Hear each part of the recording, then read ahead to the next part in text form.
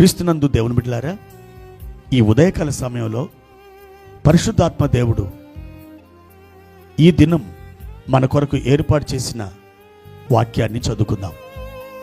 యోహాను సువార్త 14వ అధ్యాయము 1వ వచనం. మీ హృదయమును కలవరపడనీయకుడి, దేవుని యందు విశ్వాసముంచుచున్నారు, నా యందును విశ్వాసముంచుడి.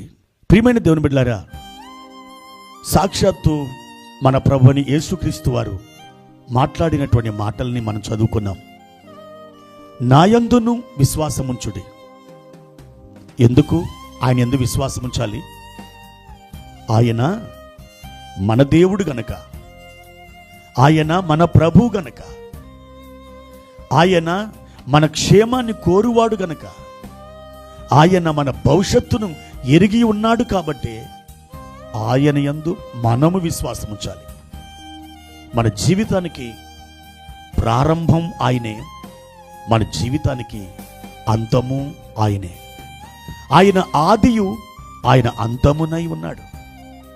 ఆయనను నమ్మిన వారు ఎక్కడ ఏ కాలంలో ఎవ్వరు కూడా ఓడిపోలేదు. అందుకే ప్రభు అంటున్నారు, నా యందును విశ్వాసముంచండి. మీరు ఎవరెవరి యందున విశ్వాసముంచుచున్నారు? మీరు అపజయం పాలవుతున్నారు, మీరు నిరాశ పడిపోతున్నారు, మీరు ఓడిపోతున్నారు, మీరు మోసపోతున్నారు. నా ప్రియ బిడ్డ, నీవు ఈ దినం నా యందు విశ్వాసముంచు. ఎంత చక్కటి ఆహ్వానం, ఎంత చక్కటి మాట ప్రభు నీకు సెలవిస్తున్నారో వింటున్నావా?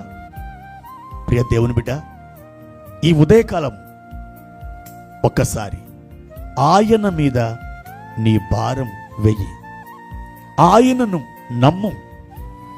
ఆయన వెనకాల, ఆయన అడుగుజాడలలో నీవు స్తుతి గానాలు చేస్తూ ముందుకు సాగి వెళ్ళు. తప్పకుండా విజయం నిన్ను వరిస్తుంది. చాలా కాలం క్రితం ఒక పుస్తకంలో ఒక కథ చదివాను. R&B డిపార్ట్మెంట్ వారు రోడ్లు విశాలపరుస్తున్నారు. అయితే ఆ రోడ్డు ప్రక్కన పొడవైన చెట్లు, అనేకమైన చెట్లు నాటబడి ఉన్నాయి. ఆ చెట్లు నరుకుతున్నారు, రోడ్లు విశాలపరుస్తున్నారు. అయితే ఒక చెట్టును మాత్రం వారు నరికివేయకుండా దాన్ని వదిలేసి ముందున్నటువంటి కొన్ని గుంపు గల చెట్లని నరకడానికి వెళ్ళారు.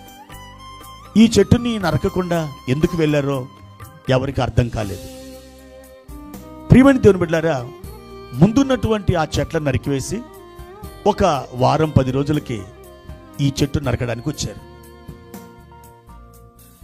అప్పుడు ఆ చెట్టు నరికిన తర్వాత ఆ చెట్టు మీద ఒక పక్షి గూడు ఉంది, కానీ అందులో నుండి పిల్లలు ఎప్పుడో ఎగిరిపోయినాయి.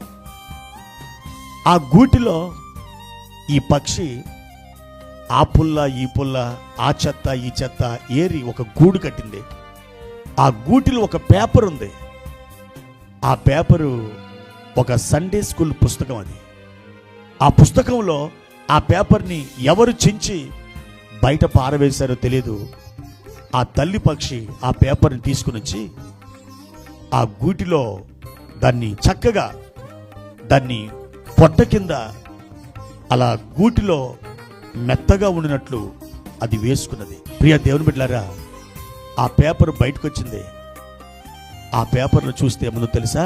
మేము దేవునిని విశ్వసిస్తున్నాము అని రాయబడింది. ఎంత అద్భుతం!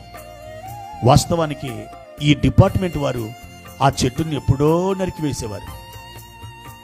వాళ్ళు అలా ఎందుకు వదిలేసి వెళ్ళిపోయారో తెలియదు. ముందున్నటువంటి ఆ చెట్లను నరికి తిరిగి వచ్చేసరికి కొన్ని రోజుల కాల వ్యవధి పట్టింది. అప్పటికే ఈ తల్లి పక్షి పిల్లలు చేసింది, ఆ పిల్లల్ని తీసుకుని వెళ్ళిపోయింది. కేవలం గూడు మాత్రమే మిగిలింది.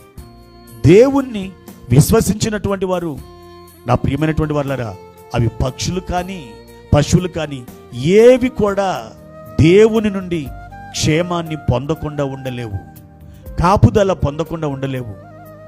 మీరు అనేక పక్షుల కంటే శ్రేష్ఠులు కారా అని ప్రభువైన యేసుక్రీస్తు వారు అన్నారు. అవును, ఇది కాకతాళీయంగా జరిగి ఉండొచ్చు అని మీరు అనుకుంటున్నారు, కానీ కాదు. దేవుణ్ణి విశ్వసిస్తున్నాము అనే పేపర్ ఆ పక్షులకి అందులో ఉన్నటువంటి వాక్యం తెలియకపోయినా అర్థవంతంగా సందర్భానుసారంగా ప్రభు ఆ మాటని ఆ పక్షి పిల్లల పట్ల నెరవేర్చారు.